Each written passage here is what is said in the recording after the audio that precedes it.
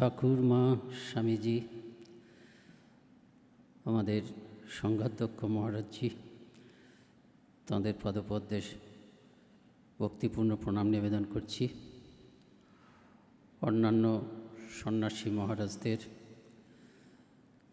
যথাযোগ্য শ্রদ্ধা, নমস্কার, প্রীতি, ভালোবাসা জানাচ্ছি এবং আপনারাও যারা উপস্থিত আছেন ভক্তমণ্ডলী, সবাইকে শ্রদ্ধা, প্রীতি, নমস্কার জানাচ্ছি। আজকের এই ভক্ত সম্মেলন স্বামীজি এবং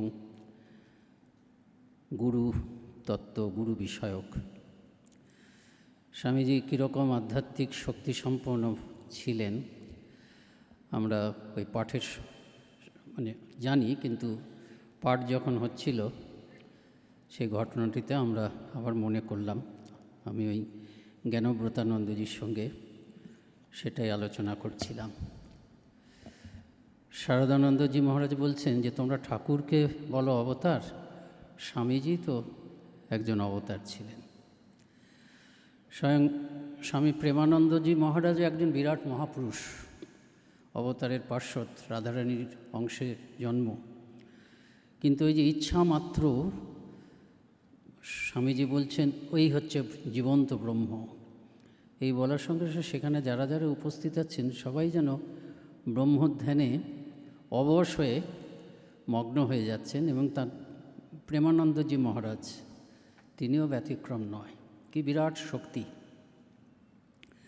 ঠাকুর স্বামীজি সম্বন্ধে বলেছিলেন ওই খুব শান্ত ছিলেন, কপালের কাটা দাগ। ঠাকুরই স্বামীজিকে সব থেকে বেশি চিনেছেন, স্বামীজির নিজের থেকেও। ওই কাটা দাগটি দেখে ঠাকুর বলেছিলেন, ওই যে পড়ে গিয়ে অজ্ঞান হয়ে গেছিলেন, অনেক রক্ত বেরিয়েছিল, ঠাকুর বলেছিলেন, এই শব্দ বলেননি যেন সাপে বর হয়েছে, এই অর্থে যে কিছুটা শক্তি বেরিয়ে গেছিল স্বামীজির, যে শক্তিতে তিনি জগৎ কাঁপিয়েছেন। তাহলে কি হতো, জগৎ, ও যে শক্তি নিয়ে এসছে, জগৎ সেই শক্তিটা ধারণ করতে পারত না। স্বামীজি নিজেও দ্বিতীয়বার যখন ফিরছেন, দ্বিতীয়বার না, প্রথমবারই যখন ফিরছেন, আমেরিকা ছেড়ে দিয়েছেন, এবার ইংল্যান্ডে আছেন মিস মুলারের বাড়িতে, বলছি বোধহয়, যাই হোক, ওই শেষ সময় মহেন্দ্রনাথ দত্ত ছিলেন, মধ্যম ভ্রাতা তখন ছিলেন বলে সেটা আমরা পাচ্ছি। স্বামীজি একদিন মিস মুলারকে বলছেন, এবার আমি যা শক্তি নিয়ে এসেছি এর আগে কখনো আসিনি। এবার আমি জগৎকে একটা নতুন সভ্যতা দেব। I will turn upside down, এটা বলছেন, এই জগৎটাকে একদম উল্টে পাল্টে দেব। উল্টে পাল্টে দেব মানে পজিটিভ সেন্সে। তখন লোকে বুঝবে, সবাই বুঝবে আমি এবার কি শক্তি নিয়ে এসেছি। তোমরা আমেরিকা ইংল্যান্ডে যা দেখেছ সেটা হচ্ছে সামান্য দু একটা ঢেউ মাত্র। তো যাই হোক, স্বামীজিকে এইরকম শক্তিধর স্বামীজি, তার কথার উপর ভিত্তি করেই গুরুতত্ত্ব আলোচনা করব। একেবারে তার কথা, প্রধানত দেববাণী এবং ভক্তিযোগ বলছি। এবার বিষয়টাতে এখন ঢুকছি। যে নিজে ভবসাগর অতিক্রম করেছে সেই গুরু, স্বামীজি বলছেন, The living secrets in every art, in every science must be handed down from the guru to disciple, and this is much more so in religion. যে কোনো কলাবিদ্যা, যে কোনো বিজ্ঞানের যে জীবন্ত সত্যগুলো, সেটা সবসময় গুরুর থেকে শিষ্যে পরম্পরাক্রমে প্রবাহিত করতে হয়, নেমে আসে। এবং এই ব্যাপারটা ধর্মের ক্ষেত্রে আরও বেশি সত্য, কেন ধর্মটা একেবারে অন্তর্জগতের ব্যাপার, বাইরের ইন্দ্রিয় দিয়ে সেটাকে বোঝা বা অনুভব করা যায় না। তারপর বলছেন আরেকটা জায়গার থেকে, বিভিন্ন জায়গার থেকে নেওয়া, প্রধানত দেববাণী এবং ভক্তিযোগ। There is no way to the attainment of knowledge, knowledge with capital K, মানে একেবারে আধ্যাত্মিক পরম সত্যের কথা বলা হচ্ছে। No way to the attainment of knowledge unless it comes through the mercy of the guru. গুরুর কৃপা করে আমাকে যদি সেই জ্ঞানটি না দেন, তাহলে সেই আধ্যাত্মিক জ্ঞান পাওয়া যাবে না কখনো। And directly from his mouth, এবং তার মুখ থেকে আসতে হবে একদম সরাসরি। কে গুরু হতে পারে? যে নিজে ভবসাগর অতিক্রম করে গেছে সেই গুরু। তারপরে স্বামীজি ওই ভক্তিযোগে বলছেন যে এটাই তো সত্য কথা। স্বামীজি বলেছেন each soul is potentially divine. Swamiji বলেছেন এই ভাষায়, এমনিতেই সত্য যে প্রত্যেকটা মানুষই হচ্ছে স্বরূপত দেবতা, এবং স্বরূপত দেবতা বলেই বাইরের কোনো জায়গা থেকে আমার এই দেবত্বকে আনতে হবে না বলেই আমার ভাগ্যের নির্মাতা তাত্ত্বিকভাবে আমি, অর্থাৎ আমি যদি চেষ্টা করি সেটা তাহলে কী হচ্ছে, আমি নিজে নিজেই বাইরের কোনো সাহায্য ছাড়াই সেই দেবত্বকে পূর্ণভাবে বিকশিত করতে পারবো। অর্থাৎ সহজ কথায় আমার মধ্যেই ভগবান ঘুমিয়ে আছেন, আমি একা চেষ্টা করে বাইরের কোনো কিছু ওপরে কারোর ওপর নির্ভর না করে ভগবান লাভ করতে পারি। তাত্ত্বিকভাবে এটা সত্য, কিন্তু এটা বলেই স্বামীজি আবার বলছেন কিন্তু বাইরে থেকে আমাদের কোনো সাহায্যের আবশ্যক নেই তা নয়।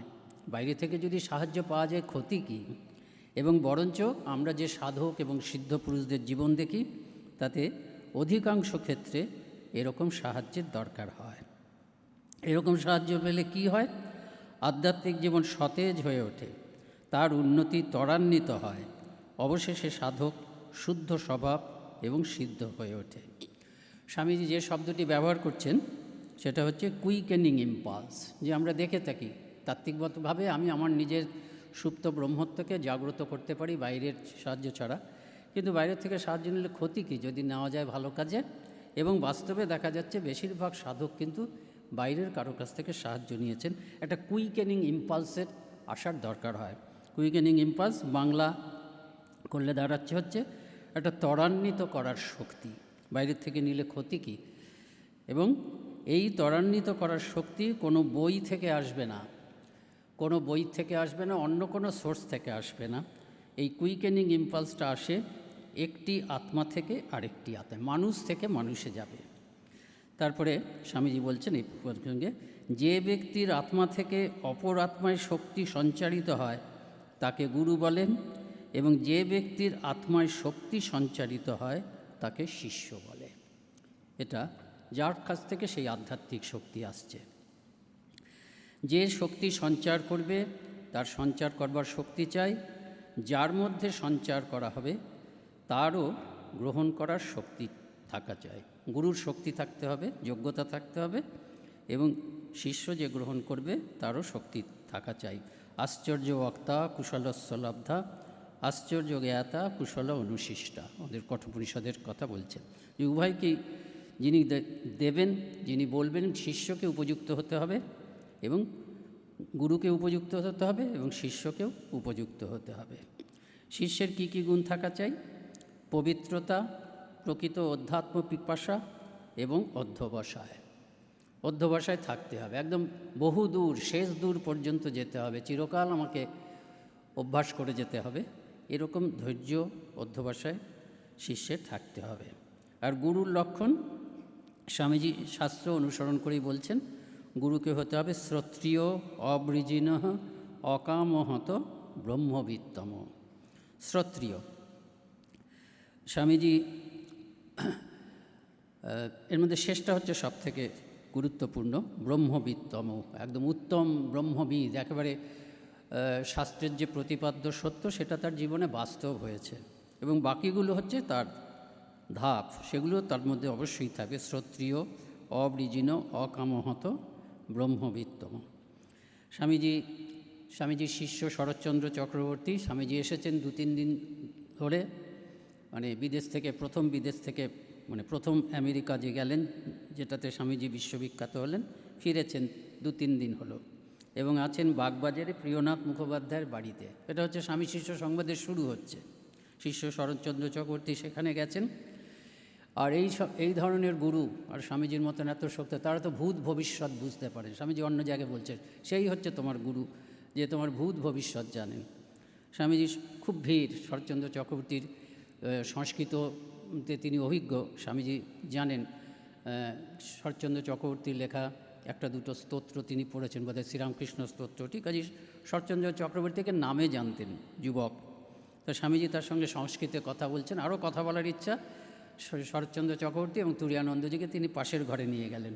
নিয়েই স্বামীজি বিবেক চূড়ামণির থেকে সেই শ্লোকটা বলছেন, মা ভূষ্ট তব নাস্তি অপায় সংসার সিন্ধস্তরণে অস্তি উপায় এনেব যাতা যতয়স্য পারম তমেব মার্গম তব নির্দিশামি।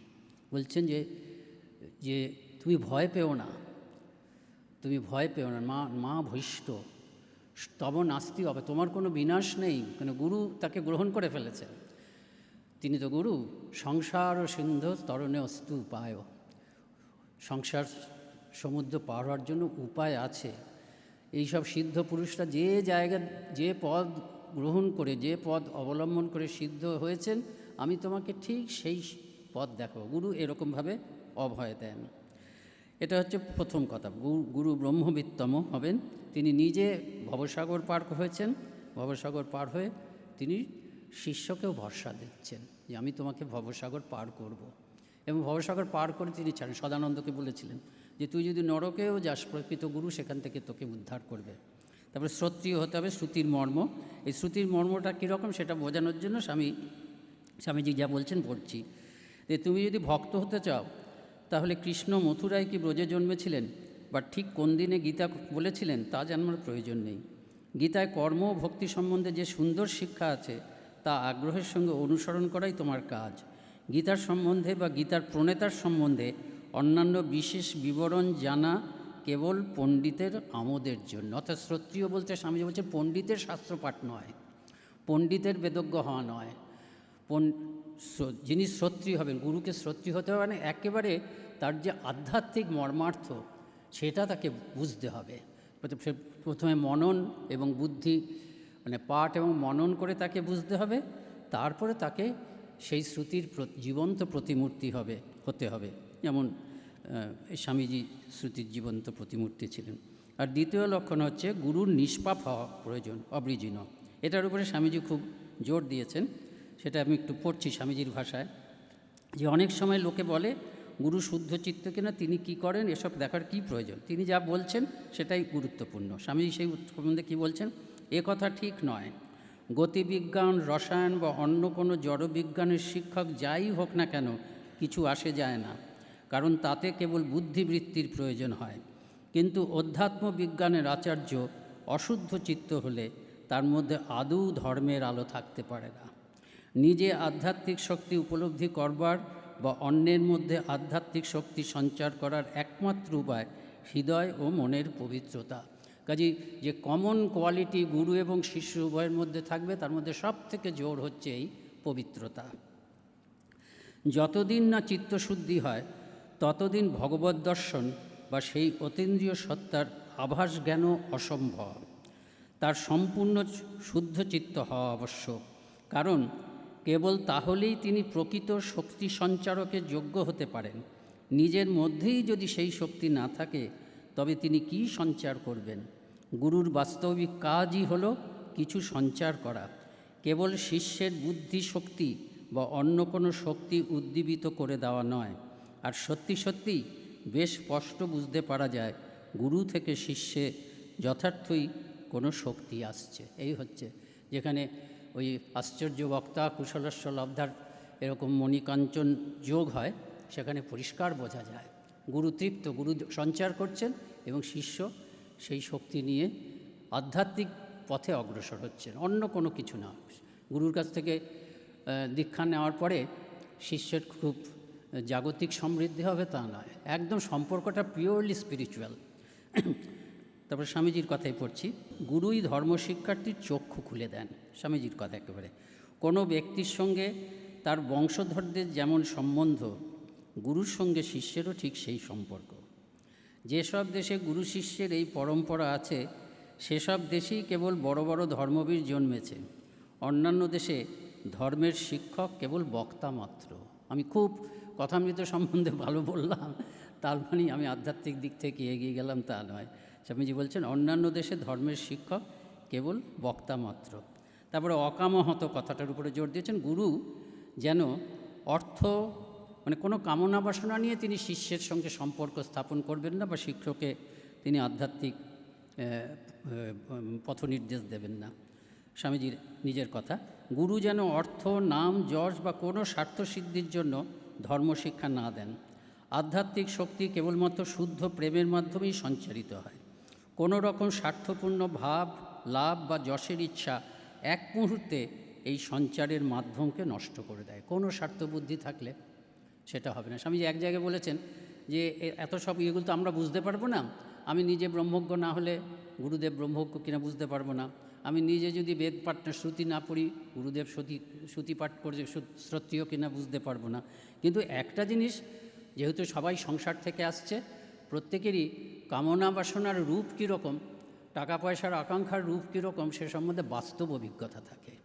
বাস্তব ঈশ্বর সম্বন্ধে আমার বাস্তব অভিজ্ঞতা নেই, শিষ্যের, সেই জন্যই সে এসেছে, সেটা লাভ করে আসেনি। কিন্তু কামনা বাসনা সম্বন্ধে সারা পৃথিবী জুড়ে তো চলছে সেই খেলা, সেটার সম্বন্ধে একটা প্রত্যক্ষ অভিজ্ঞতা থাকে। সেই জন্য এইটা দিয়ে তুমি গুরুকে বিচার করতে পারো যে সত্যিই সদ্গুরু কি এমনি ব্যবসায়ী গুরু, যে সে যদি তুমি বোঝো কিছুদিন পরে যে সে তোমার কাছে কিছু চাচ্ছে, জাগতিক জিনিস চাচ্ছে, ভক্তি বিশ্বাস প্রাণ চাচ্ছেন না, প্রাণ সমর্পণ চাচ্ছেন না, জাগতিক কিছু চাচ্ছে, তবে বুঝবেন তিনি সদ্গুরু নয়। কাজেই যদি থাকে গুরু, যদি সত্যি এরকম সঠিক গুরু না হন, তবে তার মধ্যে সঞ্চারিত করার আধ্যাত্মিক শক্তি, সঞ্চারিত করার শক্তি থাকতে পারে না। আরেকটা স্বামীজি বলছেন যে সব গুরুই সচ্চিদানন্দের অংশ। All gurus are one and are fragments and radiations of God. সেই প্রত্যেক গুরু এক, কারণ ওই সেই সচ্চিদানন্দ গুরুর থেকেই তারা আসছেন, তাদের শক্তি সব কিছু, দি ইউনিভার্সাল গুরু, এবং সচ্চিদানন্দ গুরুই হচ্ছে আসল গুরু। এরপরে অবতার গুরুর কথা বলছেন। অবতার আসেন, এই অবতার আসেন বলেই পৃথিবীতে ধর্ম থাকে। এই অবতারের সম্বন্ধে বলছেন তারা হচ্ছেন গুরুরও গুরু, আমরা তাদের ভিতর দিয়ে ছাড়া অন্যভাবে ভগবানকে দেখতে পারি না। এরা স্পর্শ দ্বারা, এমনকি কেবলমাত্র ইচ্ছা দ্বারা অন্যের মধ্যে ভগবদ্ভাব সঞ্চার করতে পারেন। মহাপুরুষ মহারাজ যে আসছেন, বলে ঠাকুরই আসছেন ওই অন্য জায়গার থেকে, আর মহাপুরুষ মহারাজ কোথাও আছেন, তাকালেন, সঙ্গে সঙ্গে ভেতরে একটা আধ্যাত্মিকতার জাগরণ হলো। সেটা ওই অবতার গুরুই পারে সেটা। স্বামীজি সেটাই বলছেন, তাদের ইচ্ছায় অতি দুশ্চরিত্র ব্যক্তিও মুহূর্তে সাধু হয়ে যায়। এইসব নররূপধারী ঈশ্বর ব্যতীত ভগবানকে দেখবার আমাদের আর অন্য কোনো উপায় নেই। ভগবান মানুষের দুর্বলতা বোঝেন ও মানুষের হিতের জন্যই মানুষরূপে অবতীর্ণ হন, এবং অবতার যখন আসেন তখন আধ্যাত্মিক তরঙ্গ জগৎকে ভাসিয়ে নিয়ে যায়। সাধারণ মানুষও তখন হাওয়াতেই ধর্মভাব অনুভব করে। এই হচ্ছে অবতার আসলে সব প্লাবন হয়ে গেল, এবং আমরা এই যুগে এসেছি। গুরু কথা আসলেই মন্ত্রের কথা আসবে। স্বামীজি অনেক বলেছেন এই মন্ত্র সম্বন্ধে। গুরু শিষ্যের মধ্যে শক্তি সঞ্চার করেন মন্ত্রের মাধ্যমে। গুরু instructs the disciple with a মন্ত্র, একটা মন্ত্রের সাহায্য করেন। Siddha gurus convey the germ of spiritual wisdom to the disciple by means of words or mantra. এই সিদ্ধ গুরুর যারা, তারা যে আধ্যাত্মিক শক্তি সঞ্চয় করলো মন্ত্রের মাধ্যমে। আর এই সিদ্ধ গুরু কারা? এই সিদ্ধ গুরু হচ্ছে সাধারণ মানুষের সঙ্গে ওই অবতার গুরুর বা স্বয়ং ভগবান গুরু সচ্চিদানন্দ গুরু সংযোগ করিয়ে দেন। সেজন্য সিদ্ধ গুরু জগতে আছেন, থাকবেই সবসময়। আমাদের যেমন সবাই মনে করেন শ্রীরামকৃষ্ণই গুরু, তারই প্রতিমাস্বরূপ আমাদের গুরুদেব মহারাজরা তারা থাকেন, সঙ্গগুরু বা সহসংঘাধ্যক্ষ তারা থাকেন। স্বামীজির কথা আবার বলছি মন্ত্র সম্বন্ধে। Mantra is a special and secret name of God chosen by the Guru for repetition and reflection by the disciple. মন্ত্র ভগবানের নাম। গুরুদেব আমার জন্য আমাকে দীক্ষা দিচ্ছেন, আমার জন্য তিনি এটা বেছেছেন, এবং তিনি আমাকে কেন দিয়েছেন ওইটা আমি আবৃত্তি করব, ওটার উপরে রিফ্লেকশন আমি ধ্যান করব। এই করলে কি হবে সেটাও স্বামীজি বলছেন যে আমি ওই মন্ত্রের প্রতিপাদ্য যে ইষ্ট তাকে আমি দর্শন করতে পারবো। ইচ ইষ্ট হ্যাজ এ মন্ত্র। আমার যদি শ্রীরামকৃষ্ণ ইষ্ট হয়ে থাকে, আমাকে গুরুদেব যে মন্ত্র দিয়েছেন সেই মন্ত্রের প্রতিপাদ্য হচ্ছে Sri Ramakrishna. If you practice repetition of certain মন্ত্র ইউ উইল সি দি ইষ্ট দেবতা who is the object or DT of that মন্ত্র। তুমি যদি ঠিক ঠিক ভক্তি বিশ্বাস সব নিয়ে সেই মন্ত্রকে জপ করে যাও, একদিন তুমি সেই প্রতিপাদ্য যে তাকে শ্রীরামকৃষ্ণ বা মা কালী যে আমার ইষ্ট আছেন তাকে দেখতে পাবো। গুরু ভক্তির কী প্রয়োজনীয়তা? The father and mother give me this body but the guru gives the rebirth in the soul. বাবা মা আমাকে এই দেহটা দিয়েছেন, জন্ম দিয়েছেন, কিন্তু আত্মার জগতে পুনর্জন্ম সেটি দেন হচ্ছে গুরু। গুরু ভক্তি is the foundation of all spiritual development. সমস্ত আধ্যাত্মিক উন্নতির মূলেই হচ্ছে গুরুর প্রতি ভক্তি। গুরু মাস্ট বি ওয়ার্শিপড অ্যাজ গড, একেবারে ভগবান ভেবে করতে হবে। ভূতেশানন্দজি মহারাজ বলছেন, ওনার যে যে আধ্যাত্মিক উপদেশ তার মধ্যে আছে আপনারা শিষ্যরা, যে প্রথমে গুরুকে ভাবতে হবে। প্রতিদিন যখন ধ্যান জপ করতে বসবে, প্রথমে গুরুকে ভাববে ইষ্ট, তারপরে ইষ্টকে ভাববে গুরু, অর্থাৎ গুরুকে ইষ্টের মধ্যে দিয়ে দেবে। সেই জন্য বলছেন ইষ্ট মানেই তো ভগবান। Guru must be worship as God, একেবারে ভগবান ভাবতে হবে। He is God, he is nothing less than that, ভগবানের থেকে একটুও কম নন গুরু। If a man has unflinching devotion to the guru, spiritual practices come quite naturally. গুরুর প্রতি যদি একেবারে ওই আধ্যাত্মিক শক্তির প্রতি যদি খুব ভক্তি থাকে, তবে এই সাধন ভজন অটোমেটিক্যালি খুব ন্যাচারালি, এমনিতেই সেটাকে কঠিন বা বেগার খাটা মনে হবে না। So long as you have faith in guru, in your guru, nothing will be able to obstruct your way. যতক্ষণ পর্যন্ত তোমার নিজের প্রতি শ্রদ্ধা ভক্তি থাকবে, তখন কোনো কিছু তোমার রাস্তায় এসে তোমাকে বাধা দিতে পারবে না। এবার স্বামীজি সংক্রান্ত একটা ঘটনা বলে, স্বামীজি রাজা মহারাজজি উভয়ের সম্বন্ধে এটি সত্য ঘটনা স্মৃতিকথার থেকে বলে শেষ করছি। মঠে একদিন স্বামী অচলানন্দজির স্মৃতি, তিনি মঠে গিয়ে দেখছেন ওই চত্বরটা স্বামীজি মঠ অফিসের সেই চত্বর যেখানে স্বামীজি বসতেন, সেখানে স্বামীজি বসে আছেন একটা বেঞ্চ বা চেয়ারের উপর, আর রাজা মহারাজজি পেছনে দাঁড়িয়ে আছেন। হঠাৎ স্বামীজি কীভাবে ছিলেন, অচলানন্দজি গেছেন, স্বামীজির শিষ্য তো, এই একটু ফুল বেলপাতা নিয়ে আয়, নিয়ে এসে বলে আমার পায়ে দে। তিনি দিয়েছেন। গুরু বলছেন নিত্য পুজো করবি, তা আবার ফুল বেলপাতা নিয়ে আয়, রাজাকে দে। রাজার পায়ে দিলেন, তারপর ডাকলেন, শোন, সংঘাতদক্ষ আর গুরুকে এক মনে করবি, গুরু এবং সংঘাতদক্ষকে এক জানবি এবং নিত্য পুজো করবি। আমাদের গুরুরা স্থূল শরীরে চিরকাল থাকেন না, সূক্ষ্ম শরীরে অবশ্যই থাকেন, কিন্তু আমাদের সংঘাতদক্ষ সবসময় আমাদের এখানে থাকেন। কাজী স্বামীজির কথা এটা মনে করলে আমাদের খুব একটা প্রেরণা হয়, আনন্দ হয়, ভালো লাগে। নমস্কার।